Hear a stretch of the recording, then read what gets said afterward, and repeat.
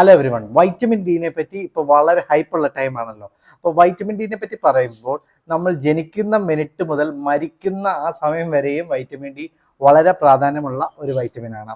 അപ്പോൾ അതിൻ്റെ പോയിന്റ് എന്താണെന്ന് വെച്ച് കഴിഞ്ഞാൽ, നമുക്ക് വൈറ്റമിൻ ഡി കുറഞ്ഞു കഴിഞ്ഞാൽ പല പല സിംറ്റംസ് വരാം. അതായത് ക്ഷീണം വരാം, മസിലിന് വീക്ക്നെസ് വരാം, അങ്ങനെയുള്ള പ്രയാസങ്ങളെല്ലാം വരാം. അതുകൊണ്ടാണ് വൈറ്റമിൻ ഡിക്ക് അധികം ഹൈപ്പ് കിട്ടുന്നത്. പക്ഷേ അതിനേക്കാൾ ഒരു ഇമ്പോർട്ടൻ്റ് ആയിട്ടുള്ള പോയിന്റ് ഇവിടെ നമ്മൾ സ്പെസിഫൈ ചെയ്യാൻ വേണ്ടിയാണ് ആഗ്രഹിക്കുന്നത്. വൈറ്റമിൻ ഡി കുറഞ്ഞാൽ നമ്മുടെ കാൽഷ്യത്തിൻ്റെ ആഗിരണത്തിനെ അത് ബാധിക്കാൻ സാധിക്കും. അതായത് കാൽഷ്യം മര്യാദയ്ക്ക് അബ്സോർബ് ചെയ്യപ്പെടില്ല. അപ്പോൾ കാൽഷ്യം മര്യാദയ്ക്ക് അബ്സോർബ് ചെയ്യപ്പെട്ടില്ലെങ്കിൽ അത് നമ്മുടെ എല്ലിൻ്റെ കട്ടി കുറയ്ക്കും. ഇൻഡയറക്ട്ലി എല്ലിനെ അത് ബലമില്ലാത്തതാക്കും. അപ്പോൾ ഫ്രാക്ചർ വരാനൊക്കെ ചാൻസ് കൂടുതലുണ്ട്. അപ്പോൾ വൈറ്റമിൻ ഡി ക്ഷീണത്തിനും അതുപോലുള്ള അത് കുറവ് കാരണമുള്ള സിംറ്റത്തിന് വേണ്ടി മാത്രമല്ല, കാൽഷ്യത്തിൻ്റെ അബ്സോർപ്ഷന് വേണ്ടി ഇങ്ങനെ കഴിക്കേണ്ടതാണ്.